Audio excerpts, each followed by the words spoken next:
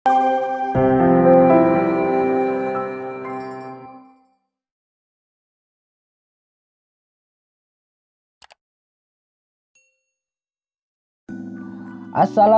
warahmatullahi wabarakatuh. Jumpa lagi bersama saya Bahtiar Mufi dalam channel 1000 Jalan. Baik teman-teman, pada video kali ini kami akan memberikan informasi mengenai kisi-kisi materi soal P3K dan juga pembahasan soal-soal.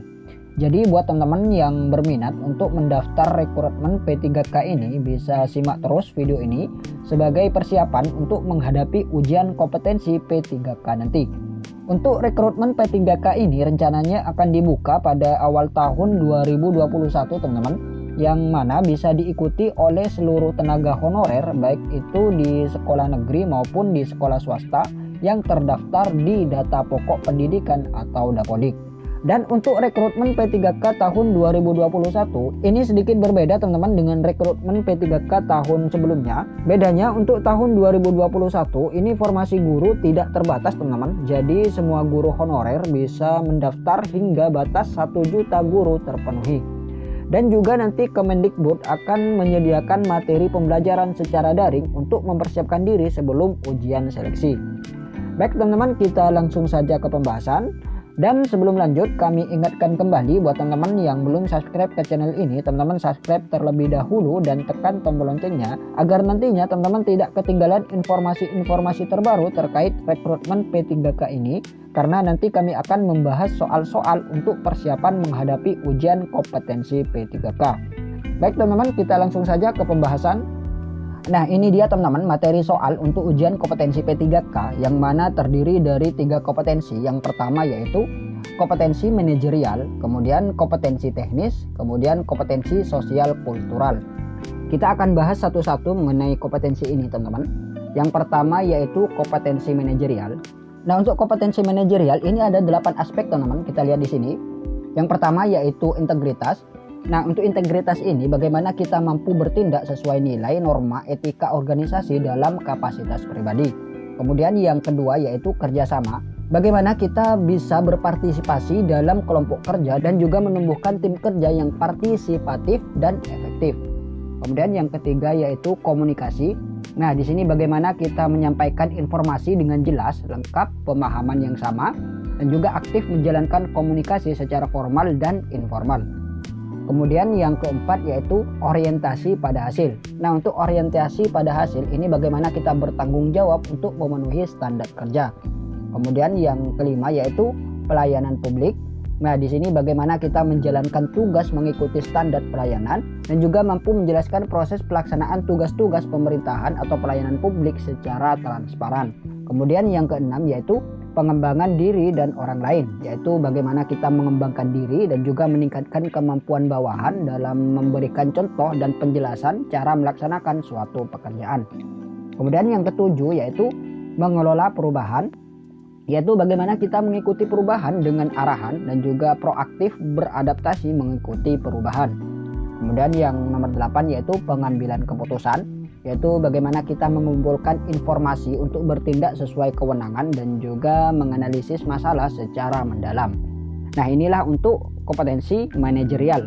Kemudian kita lihat yang kedua yaitu kompetensi teknis. Kompetensi teknis adalah pengetahuan, keterampilan, dan sikap atau perilaku yang dapat diamati, diukur, dikembangkan yang spesifik berkaitan dengan bidang teknis jabatan.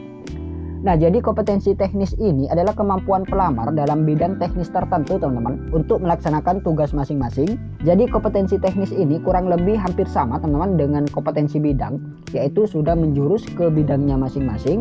Misalnya seperti guru. Nah, jadi kompetensi teknisnya ini meliputi bagaimana proses belajar mengajar yang baik, bagaimana menghadapi murid atau siswa, perangkat pembelajaran, pedagogik, profesionalisme, dan lain sebagainya. Untuk kompetensi teknis ini ada 3 komponen teman-teman. Yang pertama kompetensi wajib, kompetensi inti, dan kompetensi pendukung. Kemudian yang ketiga yaitu kompetensi sosial kultural. Kompetensi sosial kultural adalah pengetahuan, keterampilan, dan sikap atau perilaku yang dapat diamati, diukur, dikembangkan terkait dengan pengalaman berinteraksi dengan masyarakat majemuk dalam hal agama, suku dan budaya, perilaku, wawasan kebangsaan, etika, nilai-nilai, dan lain sebagainya yang harus dipenuhi oleh setiap pemegang jabatan untuk memperoleh hasil kerja sesuai dengan peran, fungsi, dan jabatan. Nah, jadi kompetensi sosial kultural ini bisa dibilang kompetensi perekat bangsa, teman-teman, yaitu bagaimana kita menghargai keberagaman suku, agama, budaya, wawasan kebangsaan, dan lain sebagainya, dan juga bagaimana kita bergaul dengan semua orang. Dan yang paling penting yang patut kita garis bawahi ini adalah perbedaan itu memang ada, teman-teman, tapi tidak untuk dibeda-bedakan.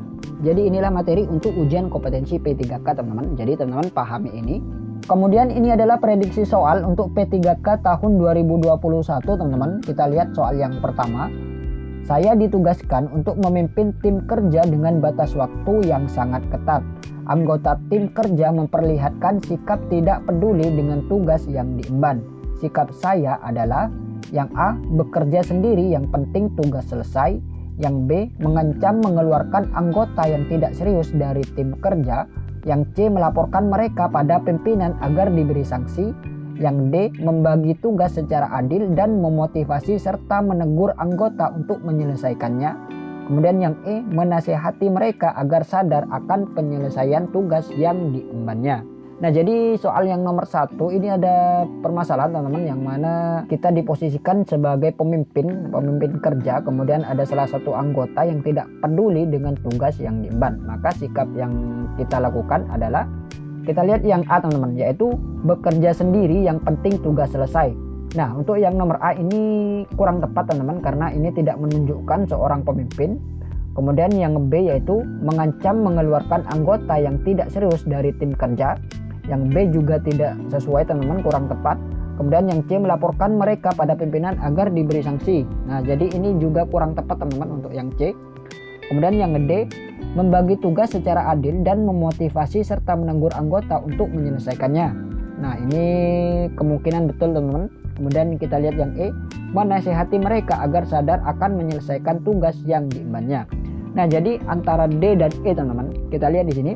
Jadi jawaban yang tepat ini antara D dan E. Yang paling benar ini adalah yang D, teman-teman, yaitu membagi tugas secara adil dan memotivasi serta menegur anggota untuk menyelesaikannya. Mengapa yang D? Nah, karena yang D di sini adalah membagi tugas secara adil, kemudian memberi motivasi kepada peserta atau kepada anggota untuk menyelesaikannya. Yang E ini hanya menasihati saja, teman-teman. Jadi yang E ini juga betul, namun kurang tepat. Jadi yang paling tepat ini adalah yang D. Kemudian soal yang nomor 2. Seorang oknum staf HRD perusahaan menawarkan bantuan kepada saya untuk bisa diterima menjadi karyawan di tempat tersebut dengan cara memberikan dana dengan jumlah tertentu. Sikap saya adalah yang A, menerima tawaran tersebut sebab persaingan memang sangat ketat. Kemudian yang B, mempertimbangkan terlebih dahulu segala sesuatunya. Yang C, mencoba terlebih dahulu dengan cara resmi sebelum melalui cara seperti itu. Kemudian yang D, menolaknya karena saya ingin diterima dengan cara yang sah, bukan dengan suap, agar rezeki saya sebagai karyawan nanti tetap halal. Kemudian yang E, meminta pertimbangan orang tua dan pihak-pihak yang lebih berpengalaman.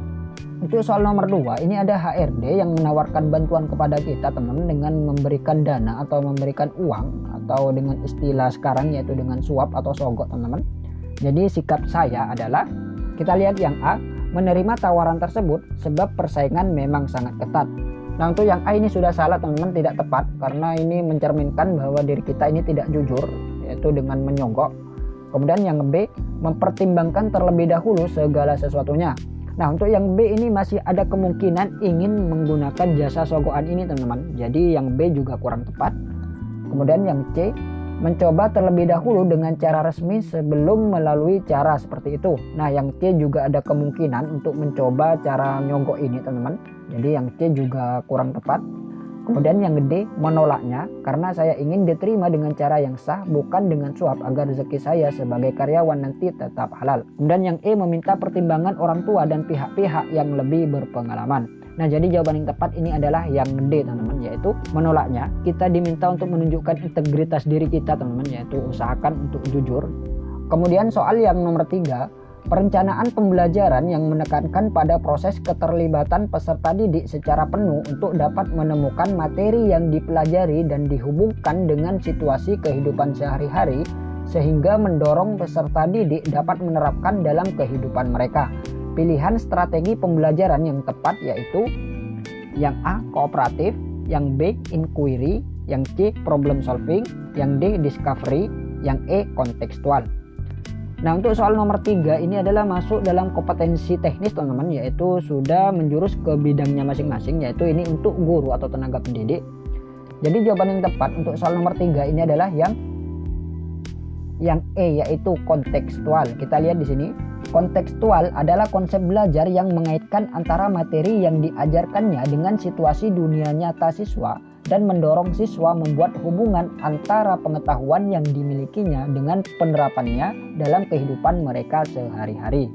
Jadi jawaban yang tepat ini adalah yang E teman-teman, kontekstual. Kemudian yang kooperatif ini adalah suatu strategi pembelajaran yang terstruktur secara sistematis. Kemudian yang problem solving ini merupakan kerangka konseptual tentang proses pembelajaran yang menggunakan masalah-masalah real dalam kehidupan nyata atau otentik.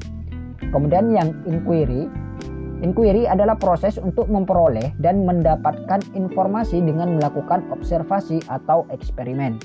Kemudian yang discovery adalah model pembelajaran yang melibatkan siswa secara aktif untuk mencari dan menyelidiki suatu permasalahan. Jadi jawaban yang tepat ini adalah yang E teman-teman. Baik teman-teman, itulah sedikit informasi dari kami mengenai kisi-kisi dan materi soal P3K tahun 2021.